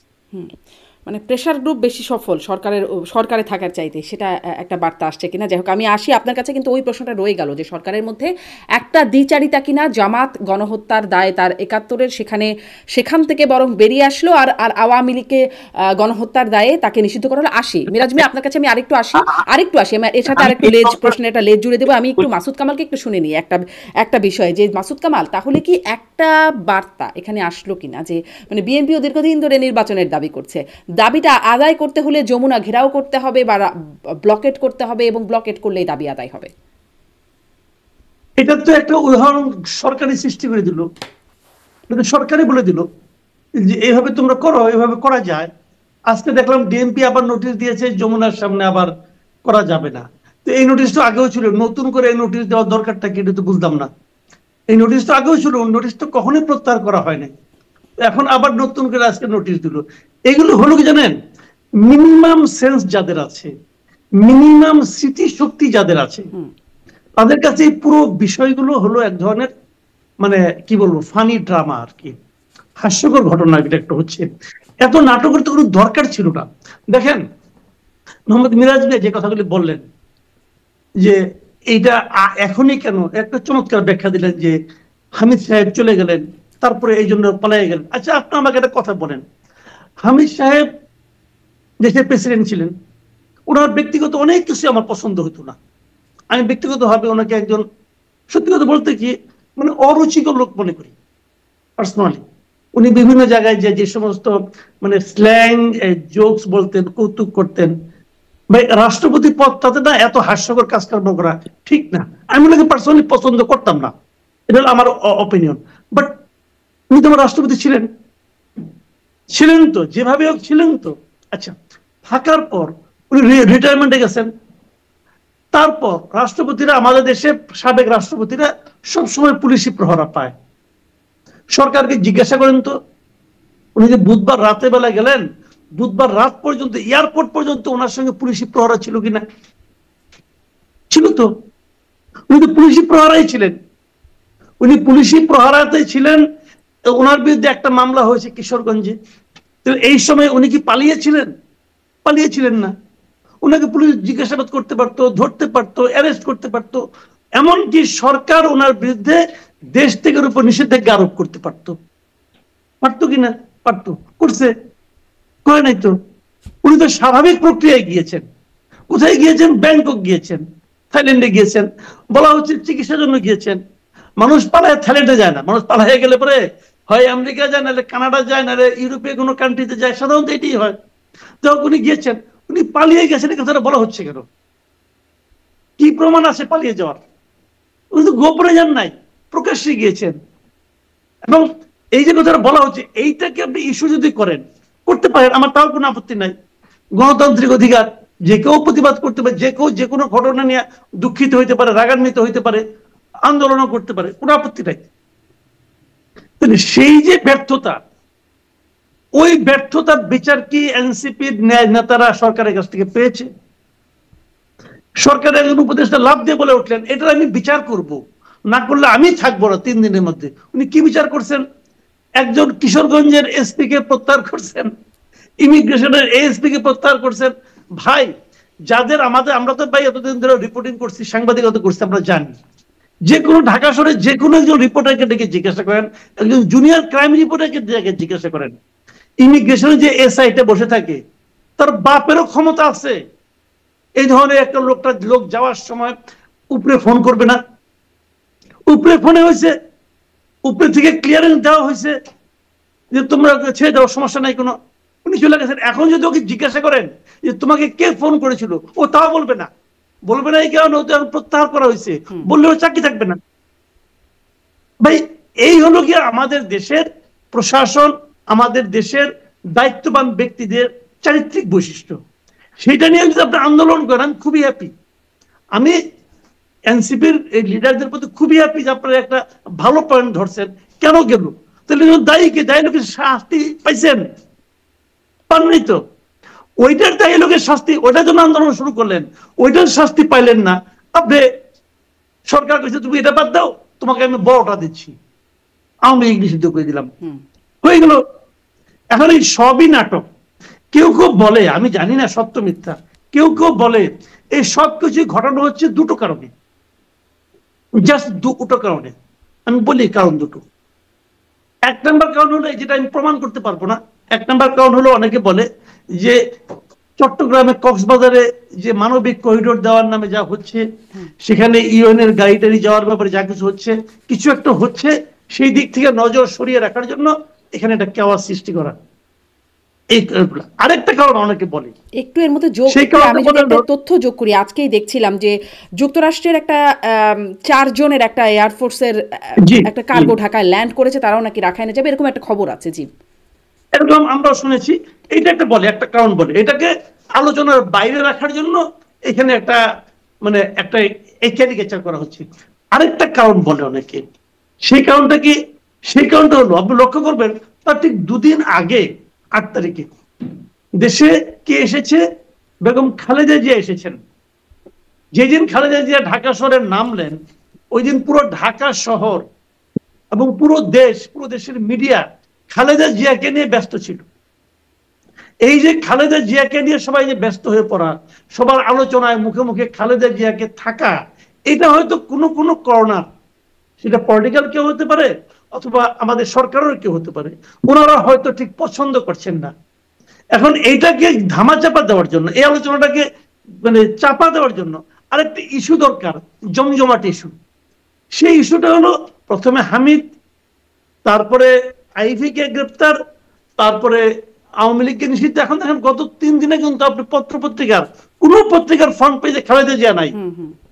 তারা সাফল্যজনক ভাবে এই কাজটা করতে পেরেছেন, এটাও অনেকে বলে। এই দুটো কারণে হতে পারে। এখন কি হয়েছে আমি কিন্তু সঠিক জানি না, বাট এই যে কথাগুলি বলে যখন লোকে, এগুলো যখন শুনি, শোনার সঙ্গে সঙ্গে একটু মিলিয়ে নেওয়ার চেষ্টা করি, এবং মাঝে মাঝে মিলে যায়। মিলে যখন যায় তখন মনে হয় কি এরা খুব ছেলে মানুষই কাজ করছে। ছেলে মানুষের কাজ করে আলটিমেটলি আপনি কি করবেন? আলটিমেটলি তো আপনি নির্বাচনের দিকে যাবেন ভাই। আপনি যত কিছুই তাইলে নেড়ে কাহিনী কর না কেন, আপনাকে আলটিমেটলি একটা নির্বাচনের দিকে যেতে হবে, এবং আপনাদের পিঠ রক্ষার জন্য যেতে হবে। আপনি দেশ খুব ভালো চালাচ্ছেন না, এই সরকারকে বলছেন আপনারা দেশ খুব ভালো চালাচ্ছেন না। প্রথম কয়েকদিন লোকে তাকায় নাই, এখন মানুষজন তাকাচ্ছে। আপনাদের উপদেষ্টারা কে কি করছে, এখন সমস্ত তথ্য কিন্তু টুকটাক টুকটাক করে বেরোচ্ছে। আলোচনা যেগুলি বেরোচ্ছে সেখান থেকে সুগন্ধ বেরোচ্ছে না, দুর্গন্ধই বেরোচ্ছে। সেই আলোচনা থেকে আপনারা কিভাবে নিজেদের পিঠ বাঁচাবেন ধামাচাপা দেওয়ার চেষ্টার কথা বলছেন। আপনার কথাগুলো শুরুতেও বলছিলেন পাতানো খেলা, ধামাচাপা দেওয়ার চেষ্টা। আমি মিরাজ মিয়া আগের প্রশ্নটা তো রয়ে গেছে, কিন্তু তার আগে আমি একটু এটা শুনতে চাই যে মানে আপনিও আসলেই বলছিলেন যে আব্দুল হামিদ চলে গেলেন কি করে, এই ক্ষোভ থেকে এই একটা আন্দোলন, একটা উত্তেজনা তৈরি হলো। কিন্তু সত্যিই তো আব্দুল হামিদ যদি চলে যাওয়া না যাওয়ার থেকে থাকে, না যাওয়াটাই উচিত ছিল, তার দেশ ছাড়তে পারা উচিত হয় না, এরকম যদি হয়ে থাকে দেশ ছাড়তে দিল কারা? সরকার দিল, কারণ সরকারের ব্যবস্থাপনার মধ্যে রাষ্ট্রীয় প্রোটোকলে তিনি বেরিয়ে গেলেন, যেটি মাসুদ কামাল বলছিলেন। তাহলে ব্যর্থতাটা সরকারের। ওবায়দুল কাদের কি করে গেলেন? সরকারের মানে কারো না কারো সহায়তা ছাড়া কারো বিরুদ্ধে ব্যবস্থা হলো না। সেনাবাহিনীতে সেনানিবাসে যে 626 জন ছিল তারা কিভাবে গেলেন? সরকারে আছেন আপনাদের নিয়োগকৃত লোকজন, কিন্তু তারা বা আপনাদেরই সহকর্মীরা, আন্দোলনের সহকর্মীরা তারা, আপনারা ব্যাখ্যা পেলেন না। এখন এসে উদরপিণ্ডি বুদুর ঘাটে চাপানোর একটা ব্যবস্থা এটি। মানে সরকার যে ব্যাখ্যা দিচ্ছে না, কেন দিচ্ছে না সেই ব্যাখ্যা তো আপনারা আদায় করতে পারছেন না। দেখেন মাসুদ কামাল ভাই যে ব্যাপারটা প্রথম থেকে বলেছেন যে এই সরকার একদম শুরু থেকেই যে সেনাদের অধীনে যে 600 জন ছিল তাদেরকে কোনো বিচারিক ব্যবস্থা নিয়ে আসেনি। গত 9 মাস হয়ে গিয়েছে এই সরকারের যারা খুনের সাথে জড়িত, এই গণহত্যার সাথে জড়িত, তাদেরও কোনো দৃশ্যমান গ্রেফতার বা বিচারিক ইয়াতে নেই। যাদেরকে গ্রেফতার করা হচ্ছে জামিন দিয়ে বের করে দেওয়া হচ্ছে। এই যে তারপরে হচ্ছে নতুন করে করিডোর ইস্যু আসলো, সরকার জনগণের সাথে আলোচনা না করে কিংবা রাজনৈতিক দলগুলোর সাথে আলোচনা না করে এই যে করিডোরের মতো একটা সিদ্ধান্তের দিকে যাচ্ছিল। এই যে সরকারের যেই পদে পদে যে ব্যর্থতাগুলো হচ্ছে, এই ব্যর্থতার পরিপ্রেক্ষিতে গণ অভ্যুত্থান পরবর্তী বাংলাদেশে কিন্তু সরকারের কাছ থেকে এই ধরনের ব্যর্থতা কিংবা এই ধরনের কার্যক্রম, যে করিডোর দিয়ে দেওয়া, বিচারিক কার্যক্রম অগ্রগতি না দেখানো, জামিন দিয়ে দেওয়া, এগুলোর প্রতি যে কালেকটিভ যে মানুষের ক্ষোভ এক জায়গায় এসেছে, যখন আব্দুল হামিদ দেশ ত্যাগ করেছে তখন এই সরকারের প্রতি যে কালেকটিভ ক্ষোভটা সেটা আসলে বিস্ফোরিত হয়েছে। এই বিস্ফোরিত থেকেই এই সরকারকে আওয়ামী লীগ নিষিদ্ধ প্রশ্ন এবং হচ্ছে জুলাইয়ের ঘোষণাপত্র দেওয়া এবং এই সরকারকে আরো বলিষ্ঠ ভূমিকা পালন করার জন্যই কিন্তু এই বর্তমানে যে আন্দোলনটি চলছে এটি। আপনার প্রথম যে সেই ব্যাখ্যাগুলো লাগবে না, ব্যাখ্যাগুলো আপনারা আদায় করতে পারলেন না যে যদি আসলে তো আব্দুল হামিদের দেশ ছাড়ার মধ্যে বেআইনি কিছু ছিল না, কিন্তু যদি যেতে না দেওয়ার থাকে গেল কেন? তাহলে ব্যবস্থা নেওয়া হচ্ছে 3 পুলিশ সদস্যের বিরুদ্ধে কেন? রাষ্ট্রীয় প্রোটোকলে গেলেন, ওই 3 পুলিশ সদস্যকে কেন শুধু শুধু বকরা বানানো হলো? এই ব্যাখ্যাগুলো মানে পাবো না আমরা? এই ব্যাখ্যাগুলো তো আমরাও বলছি যে এগুলো সরকারের স্পষ্ট ব্যর্থতা, যে কারণে এই জায়গা থেকে সরকারকে ব্যর্থতা নাকি সম্পৃক্ততা? মিরাজ মিয়া, ব্যর্থতা নাকি সম্পৃক্ততা? এই ক্ষেত্রে তো আমরা স্পেসিফিকলি আসলে সরকার তো পারছে না, ব্যর্থতার কথা আপনারা বলছেন, তাহলে যারা পারবে তাদেরকে কেন বেছে নেওয়ার সুযোগ দিচ্ছেন না, বলছেন না কেন? মানে বিএনপি যেমনটা বলছে এখনই নির্বাচন হোক, দ্রুত নির্বাচন হোক, তারা ক্ষমতায় যাবে, বা যারা জনগণ ভোট দেবে তারা ক্ষমতায় যাবে, সেটি কেন হচ্ছে না? সেই জায়গা থেকে আপনি দেখেন যে জাতীয় ঐক্যমত যে কমিশন গঠিত হয়েছে, সেই কমিশনে তারা এই যে যতগুলো সংস্কার প্রস্তাব এসেছে, আপনার এই যতগুলো সংস্কার কমিশন গঠিত হয়েছে, নারী সংস্কার থেকে শুরু করে আপনার দুদক সংস্কার, সংবিধান সংস্কার, তারপরে লোকাল গভর্নমেন্ট সংস্কার, এই সবগুলো সংস্কারের মধ্যে যেগুলো একদম বেসিক সংস্কার, সেগুলো কিন্তু তারা একটি চার্টে একত্রিত করে টিক চিহ্ন আকারে সবগুলো রাজনৈতিক দলের কাছে পাঠিয়েছে এবং সবগুলো রাজনৈতিক দল কিন্তু সেটি আবার তাদের যে মতামত সেটি জানিয়ে ঐক্যমত কমিশনকে দিয়েছে এবং ঐক্যমত কমিশন কয়েক দফা দফা করে রাজনৈতিক দলগুলোর সাথে কিন্তু বসছে। বসার পরে তারা আসলে সিদ্ধান্ত একত্রিত করছে বলে আমাদেরকে জানিয়েছে যে কোন কোন ইস্যুগুলোতে সব রাজনৈতিক দলগুলো একত্রিত হয়েছে, কোন ইস্যুতে আংশিক একমত হয়েছে, কোন ইস্যুগুলোতে রাজনীতি দ্বিমত পোষণ করেছে।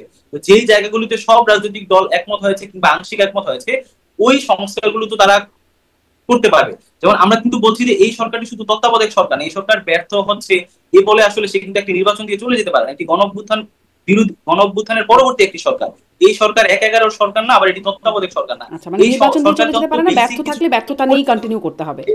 মিরাজ ভাই, আমি একটু আজকের আরেকটু প্রসঙ্গে যাই। আপনারা আব্দুল হামিদের দেশ ত্যাগ নিয়ে খুব ক্ষুব্ধ, খুব স্বাভাবিক একটা ব্যাপার, কিন্তু সাথে সাথে আমরা দেখলাম সেলিনা হায়াত আইভি, তাকে গ্রেপ্তার করা হলো, মানে একটা ছেলে ভুলানো চকলেটের মতো, যেহেতু আব্দুল হামিদ চলে গেলেন তাহলে সেলিনা হায়াত আইভিকে আমরা গ্রেপ্তার করে ফেলি। মিরাজ ভাই, আপনি কি শুনছেন? আপনি অবশ্য মনে হয় শুনছেন। জি, সেলিনা হায়াত আইভির একজন পরিচ্ছন্ন রাজনীতিবিদ হিসেবে তার একটা পরিচিতি আছে। তাকে যেভাবে গ্রেপ্তার করা হলো, তিনি পুলিশের সামনে বললেন আমাকে ওয়ারেন্ট ছাড়া নিয়ে যাওয়া হচ্ছে, আমাকে ওয়ারেন্ট দেখাতে পারেন নাই, মানে তাকে যে গ্রেপ্তার করা হলো, এই বিষয়ে আপনাদের অবস্থান কি? কেন আছে কি কিছু অবস্থান? সেলিনা হায়াত আইভির যে গ্রেফতারটি, এটি আমরা পর্যবেক্ষণে রেখেছি। আমাদের যেহেতু এখন বর্তমানে একটি আন্দোলন চলছে, আমরা এটি একটি দলগতভাবে আমাদের যে প্রেস রিলিজ সেটি আমরা জানাবো। তবে আমরা যেটি বলতে চাই যে সেলিনা হায়াত আইভি তিনি যেহেতু আওয়ামী লীগের ছিলেন এবং তার স্পষ্ট একটি ভিডিও আছে যে জুলাই গণ অভ্যুত্থানে যারা আন্দোলনে অংশগ্রহণ করছে নারায়ণগঞ্জ, সেখানে তিনি শামীম ওসমান সহ এবং তিনি আসলে পুলিশকেও তারা থ্রেট দিচ্ছেন যে যারা আন্দোলন করছে তাদেরকে লাঠিপিটা করতে হবে, এরকম হুমকিও দিয়েছে, যেটি ভিডিওতে স্পষ্ট। যে কারণে আমরা আসলে সেলিনা হায়াত আইভির ব্যাপারটি আমাদের পর্যবেক্ষণে আছে এবং আমাদের দলগত সিদ্ধান্ত আমরা প্রেস রিলিজের মাধ্যমে কিংবা প্রেস রিলিজের মাধ্যমে আমরা এটি জানিয়ে দিই। কিন্তু আমরা চাই আওয়ামী লীগের যে বিচার সেটি দলগতভাবে। জি, ধন্যবাদ মিরাজ ভাই। আমি জনাব মাসুদ কামাল, আপনি শুরু থেকে যেটি বলছিলেন, যেটি একটা ধামা চাপা দেওয়ার চেষ্টা, পাতানো খেলা, সেটি থেকে তাহলে সরকার সফল হলো? সরকার সফল হলো কিনা জানি না, সরকার আপাতত মনে করছে তারা সফল হলো। তারা এরকম মনে করবে, এরকম একটা আত্মতৃপ্তি তারা লাভ করবে, আজকে তাদের সবার মোটামুটি ভালো ঘুম হবে, কোনো সন্দেহ নাই। কিন্তু ঘুম তো এক সময় ভাঙবে, না? আবার আগামী দিন আসবে, তারপরে আরেক দিন আসবে, বিভিন্ন জনের সঙ্গে কথা হবে। আমি জানি না ওরা কি জবাব দিবেন যখন ওনাদের প্রশ্ন করা হবে এই কাজটা আপনারা করতে গেলেন কেন। দেখেন, সবাই বলে, কিন্তু সবার একটা করে থাকে, নিজেদের মতো করে অজুহাত থাকে। শেখ হাসিনা অনেক কিছু বলতো, অনেক কিছু করতো, কইরা বলতো কি জনগণ আমাকে চায়, এবং জনগণ যে চায় উনি সেটা প্রমাণও করে দিত। ওই কি দেখেন, এখানে সরকারি দল যা আছে সব আমাদের, যারা প্রতিদ্বন্দ্বী দল তারাও আমাদের, যারা বিদ্রোহী হিসেবে পাশ করছে তারাও আমাদের। এর চেয়ে অকাট্য প্রমাণ আর কি লাগে? কিন্তু সেই প্রমাণ যে কতটা হাস্যকর, সেই প্রমাণ যে আদৌ সে জনগণের সাধারণ মানুষের মনের কথা নয়, সেটা কিন্তু 5ই আগস্ট এদেশের মানুষ বুঝিয়ে দিয়েছে। তো 5ই আগস্ট তো ওই 2008 সালের নির্বাচনের পরের দিনই আসে নাই, কিন্তু আসতে একটু সময় লাগছে, এক এক রকম সময় লাগে। তো আবার সময় আসবে, আবার কেউ না কেউ বুঝবে, কিন্তু আলটিমেট রেজাল্টটা কি হয়? আলটিমেট রেজাল্টটা হয় দেশটা পিছিয়ে যায়। দেখেন কতগুলি কথা, আমি মিরাজ ভাই একটা কথা বলি, চট করে বলে দিলেন, কিন্তু আওয়ামী লীগ যতবার এসেছে ততবার আওয়ামী লীগ একটা করে আকাম কুকাম করছে, বললেন ভালো কথা। আচ্ছা, 96 আসার পর 96 থেকে 2001 এই সময়টাকে আপনি কিভাবে ব্যাখ্যা করবেন? এই সময় তো আওয়ামী লীগই ছিল, জনগণের ভোটে আওয়ামী লীগ আসছে।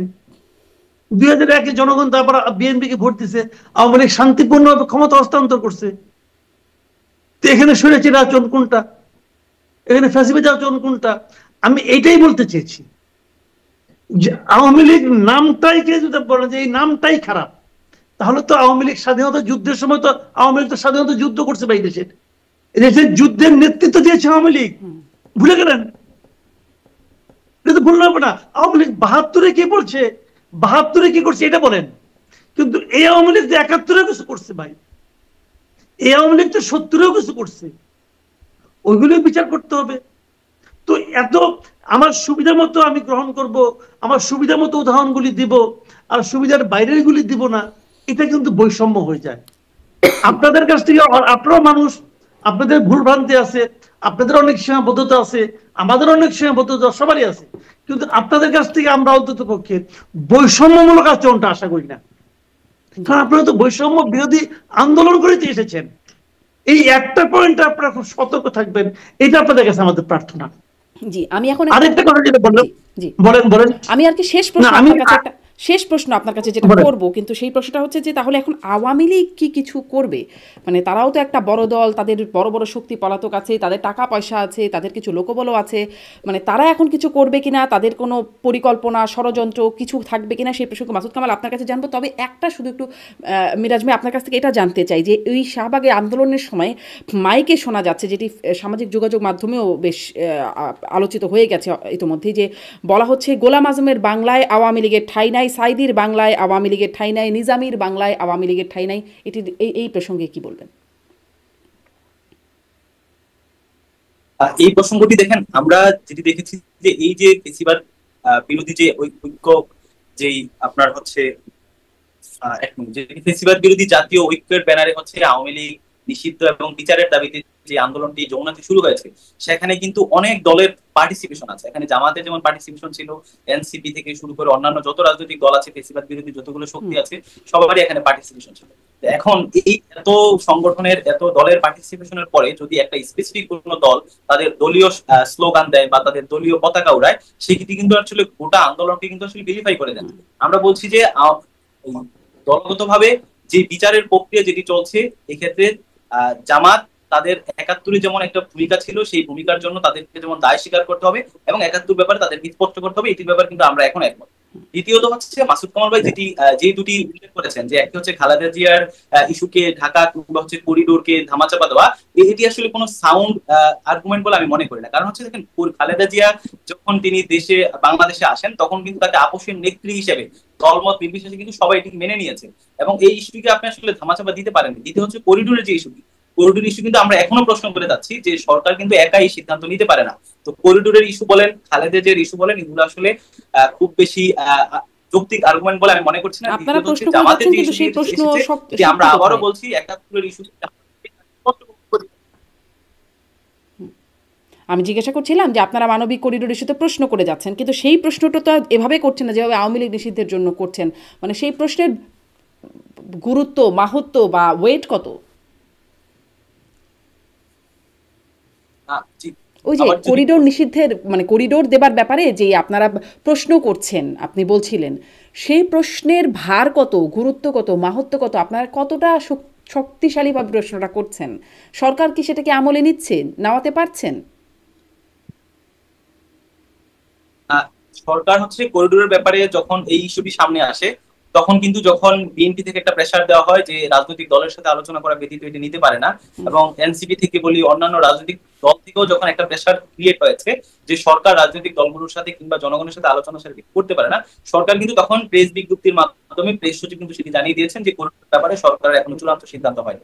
তো যে কারণে আমরা মনে করছি যে এই যে একটা সরকার থাকবে, তারা যে সিদ্ধান্তগুলো নিবে সেটা যদি জনগণের পক্ষে যায় জনগণ স্বাক্ষর জানাবে, যদি বিপক্ষে যায় জনগণ থেকে শুরু করে রাজনৈতিক সব দল সরকারের সেই কার্যক্রমকে তারা প্রশ্নবিদ্ধ করবে এবং সেটি থেকে সরে আসার জন্য সরকারকে আহ্বান জানাবো। এই কাজটি বর্তমানে হচ্ছে, যে কারণে আসলে আওয়ামী লীগ নিষিদ্ধের দাবি উঠিয়ে করিডোর ইস্যু ধামাচাপা এই ধরনের ঘটনা বাংলাদেশে এখনো ঘটেনি।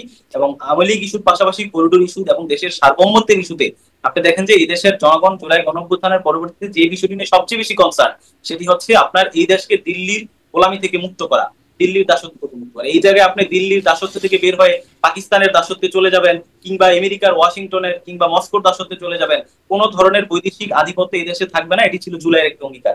যে কারণে আমরা বলছি আসলে করিডোর ইস্যু এটি আসলে ধামাচাপা দেওয়ার মতো ইস্যু না। এই ইস্যুটিতে আমরা দলগতভাবে মিরাজ ভাই ধন্যবাদ। ধামাচাপা দেওয়ার ইস্যু না, কিন্তু এই ইস্যুতে অগ্রগতি হয়ে যাচ্ছে। এই যে যুক্তরাষ্ট্রের ৪ জন এয়ারফোর্সের একটা বাহিনী, একটা টিম এসেছে, ঢাকায় ল্যান্ড করেছে, কার্গো নিয়ে আছে। কোথাও কোথাও বলা হচ্ছে অস্ত্রসহ এই কার্গোটা এসছে, সেটা রাখাইনে মিলিটারি অপারেশনের জন্য করা হচ্ছে, এরকম নিউজ আসছে। এগুলো যদিও খুব যে মানে সত্যতা নিশ্চিত করার সুযোগ হয় নাই। আমি শেষ প্রশ্নে আসি মাসুদ কামাল, এই যে আওয়ামী লীগকে নিষিদ্ধ করা হলো, এর আসলে পরিণতির কি হতে পারে? আওয়ামী লীগ কি কিছু করার অবস্থায় আছে কিনা? এখানে আমি একটা কথা বলি, গ্রামে না একটা কথা আছে, প্রবাদ আছে, গ্রাম্য প্রবাদ, মরারে মারো কেন, বলে ও তো নরে চড়ে না, নরে চড়ে না তো মাইরে আরাম পাওয়া যায়। কারণ আওয়ামী লীগের অবস্থা হচ্ছে ওরকম। এখন আপনি বলেন ৫ই আগস্টের পরে দেশে কি ভার্চুয়ালি আওয়ামী লীগ আছে? আমরা তো দেশে থাকি। আওয়ামী লীগের কোনো কমিটি কোনো মিটিং হয়েছে? আওয়ামী লীগ সেন্ট্রাল কমিটি কোনো মিটিং করতে পেরেছে? কোনো জনসভা করতে পেরেছে? কোনো সমাবেশ করতে পেরেছে? চোরাগুপ্তা দু একটা মিছিল হয়েছে। এছাড়া কি ভার্চুয়ালি আওয়ামী লীগ আছে? নেই তো। যে পার্টি ভার্চুয়ালি নেই সেই পার্টিকে আপনি নিষিদ্ধ করে বাহাদুরি দেখাইতেই পারেন। এটা একটা বাহাদুরি দেখাইছেন আপনারা, কোনো সমস্যা নাই। কেন করছেন আমি এই পেছনে রাজনীতিটা একটু বলি, তাহলে আপনি সে আলোচনা আমি শেষ করে দিব। তাহলে এর পিছনে পলিটিক্স আছে। পলিটিক্সটা হলো, দেখেন এনসিপি বন্ধু আছে আমার, ও যদি আমার প্রশ্নটা জবাব দিতে পারতো তাহলে ওর জন্য। মাসুদ কামাল কানেকশনটা কি ফ্রিজ হয়ে গেল? আমার মনে হয় কানেকশনটা ফ্রিজ হয়ে গেছে। দেখা যাক, কানেকশনটা যদি ফিরে পাই তাহলে হয়তো 30 সেকেন্ড একটু শুনবো। মিরাজ মিয়া, আপনার কাছে ওই যে মানে এতদিন চোরাগোপ্তা একটা নানান রকম প্রক্রিয়ার মধ্যে আওয়ামী লীগ ছিল, এখন নিষিদ্ধ হয়ে গেল। এখন নিষিদ্ধ হয়ে গেল মানে কি তাদের অ্যাক্টিভিটিস সব বন্ধ হয়ে গেল? তারা কি আসলে মানে জামাত ইসলামও নিষিদ্ধ হয়েছিল কিন্তু নিষিদ্ধ আসলে হয় নাই, করা যায় নাই তাদের অ্যাক্টিভিটিস, আওয়ামী লীগ কি আসলেই করা যায়? এখানে ইলেকট্রিসিটি চলে গেছে, বাট আমরা কি, আপনি আমার কথা শুনতে পাচ্ছেন? জি মাসুদ কামাল, শুনতে পাচ্ছি। আমি বলি এইভাবে জি, অন্ধকারে শেষ বলি, করেন, আপনি আপনার বক্তব্য শেষ করতে পারেন, আমরা শুনতে পাচ্ছি। হ্যাঁ, আমি যেটা বলতে চাচ্ছিলাম যে এনসিপির যে অবস্থাটা হয়েছে, এনসিপির জনপ্রিয়তা ধীরে ধীরে কিন্তু কমছে এবং খুব দ্রুত গতিতে কমছে। এই কমার মূল কারণটা হলো, সেটাও বলি কেন কমছে। এটা কমছে হলো, ওনারা যে নতুন রাজনৈতিক বন্দোবস্তের কথা বলে এসেছিল, সেই রাজনৈতিক বন্দোবস্তটা কি তারা কিন্তু তাদের জন্মের পর এ পর্যন্ত প্রায় 2.5 মাস হয়ে গেল, তারা কিন্তু বলতে পারে নাই। মানুষও জানে না তারা নতুন কি করতে চাচ্ছে। বিপরীত দিকে তাদের অনেক নেতার বিভিন্ন কর্মকাণ্ড এবং কথাবার্তায় মানুষের মধ্যে এক ধরনের, তাদের প্রতি এক ধরনের নেগেটিভ অ্যাটিটিউড তৈরি হয়েছে, নেগেটিভ ফিলিংস তৈরি হয়েছে। যে কারণে এনসিপি গত 2টা প্রোগ্রামে, বৈশাখের প্রোগ্রাম এবং তারপরে গত এর আগে শুক্রবারের একটা প্রোগ্রাম, তাদের এখানে কিন্তু খুব একটা লোকজন হয়নি। এই সময়ে তাদের একটা পপুলার ইস্যু দরকার ছিল, যেটাকে কেন্দ্র করে তারা আবার রাজনীতিতে নিজেদের একটা অবস্থান গড়তে পারে। সেই পপুলার ইস্যুটা হলো আওয়ামী লীগের নিষিদ্ধকরণ ইস্যু। কিন্তু বাস্তবে এতে আওয়ামী লীগের কোনো ক্ষতি হয় নাই। আমি বরং মনে করি আওয়ামী লীগ নিষিদ্ধ করায় সবচেয়ে লাভবান হয়েছে আওয়ামী লীগ। কারণ আওয়ামী লীগ এখন হবে কি, সারা দুনিয়ার গণতন্ত্রকামী মানুষের কাছে এক ধরনের সিম্প্যাথি পাবে। বিপরীত দিকে এদেশের মানুষের একটা চরিত্র আছে, তারা সবসময় দুর্বলের পক্ষে থাকে। সেই দিক দিয়েও আওয়ামী লীগ কিছু লাভবান হবে। এবং আলটিমেটলি আওয়ামী লীগ থাকলেও আওয়ামী লীগ এবার নির্বাচনে অংশ নিতে পারতো না, কারণ তাদের তো সবাই অপরাধী। অপরাধীরা নির্বাচনে অংশ নিবে কিভাবে? তারা কেউ নির্বাচনে অংশ নিতে পারতো না। কিন্তু বিপরীত দিকে যে জিনিসটা হচ্ছে, মানে প্রমাণিত হবার আগে তো নির্বাচন হতেই পারে, বা রায় হওয়ার আগে তো নির্বাচনে যেতেই পারে আইন অনুযায়ী অন্তত। হ্যাঁ, সেটা তো হয়নি, বা তারা আসতেও পারতো, এখন আসতে পারতেছে না কেন? এখন কেন আওয়ামী লীগের লোকজন আসতে পারছে না? ওই কারণেই তারা নির্বাচনও আসতো না। এবং এখন তারা বলতে পারবে যে আমরা তো নাই, আমাদের তো নিষিদ্ধ করে দেওয়া হয়েছে, অতএব আমরা আসতে পারলাম না। তাদের একটা অজুহাত তৈরি করে দিলেন আপনারা। জি, এই শেষ বক্তব্য মিরাজ মিয়া, যে নিষিদ্ধ করে আওয়ামী লীগই সবচেয়ে লাভবান হলো, বলবেন? ব্যাপারটা এরকমই নয়। ধরেন একজন মানুষ খুন করে সে দিল্লিতে পালিয়ে গিয়েছে, তাকে ওখানে পলাতক অবস্থায় থাকতে দাও, ব্যাপারটা কিন্তু এরকম না। সে খুন করে পালিয়ে গেলেও যে আওয়ামী লীগ তো এখন নিষ্ক্রিয় ভাবে পড়ে আছে, তাকে নিষিদ্ধ করে তার লাভ নাই। এই জায়গাটা থেকে ব্যাপারটা এরকম হচ্ছে, আপনি একজনকে খুন করে, একটা রাষ্ট্র ব্যবস্থাকে ধ্বংস করে, গণহত্যা চালিয়ে পালিয়ে গিয়ে কিংবা নিষ্ক্রিয় থাকলেও আপনার যদি বিচারটি যদি দলগতভাবে না হয়, তাহলে এটি বাংলাদেশের ইতিহাসে দৃষ্টান্ত হয়ে থাকবে। যে কারণে আমরা বলছি যদি বিচারটি হয়, তাহলে বাংলাদেশের যে নতুন প্রজন্মের কথা বলছি, আমরা যে নতুন জেনারেশন কথা বলছি, তাদের কাছে দৃষ্টান্তটি থাকবে যে যদি বাংলাদেশে কেউ গুম, খুন, ভোট চুরির মতো কার্যক্রম করে, যদি গণহত্যা চালায়, আওয়ামী লীগের যে পরিণতি হয়েছে তোমাদেরও সেই পরিণতি হবে। এই মেসেজটি দেওয়া এবং তার যে অপরাধ, সেই অপরাধের বিচারটি হওয়া, এটির জন্য আমরা বলছি যে আসলে আওয়ামী লীগের নিষ্ক্রিয়তা সে আছে, এই জন্য তাকে বিচার করতে হবে না, এটি দ্বিমত পোষণ করছি। দ্বিতীয়ত আমি যেটি বলে আপনাকে শেষ করছি, সেটি আজকে বাংলাদেশের ইতিহাসে 5 আগস্টের পর একটি নতুন দিন। এদেশের মানুষের জন্য, এদেশের সার্বভৌমত্বের জন্য আওয়ামী লীগকে নিষিদ্ধের মাধ্যমে সরকার যে ঘোষণাটি দিয়েছে, এটিকে আমরা স্বাগত জানাই এবং তাকে সম্পূর্ণ আন্তর্জাতিক মানদণ্ড মেনে তাকে বিচারিক প্রক্রিয়ার মাধ্যমে দলগত যে নিষিদ্ধের ব্যাপারটি, সেটিকে পাকাপোক্ত করতে হবে। ধন্যবাদ। অনেক ধন্যবাদ মিরাজ মিয়া। নিষিদ্ধ হলো আওয়ামী লীগ, এর পর কি সেটি নিয়ে নিশ্চয়ই আমাদের সামনে আলোচনা চলতেই থাকবে। অনেক ধন্যবাদ জনাব মাসুদ কামাল, মিরাজ মিয়া, আপনাদের দুজনকেই ধন্যবাদ। দর্শক, এতক্ষণ সাথে থাকবার জন্য আজকের মতো বিদায় নিচ্ছি।